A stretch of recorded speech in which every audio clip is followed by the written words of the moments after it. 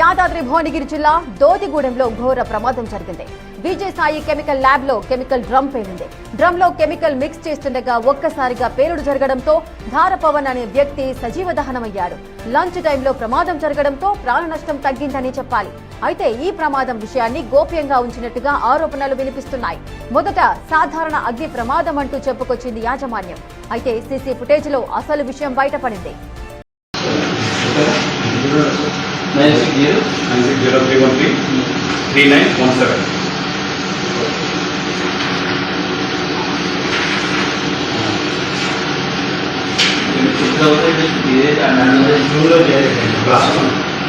Plastic జూలో వచ్చింది.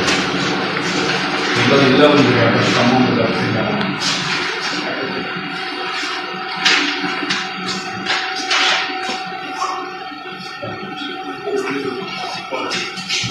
లేదన్నది పోస్ట్ మార్టం పంపించాలి.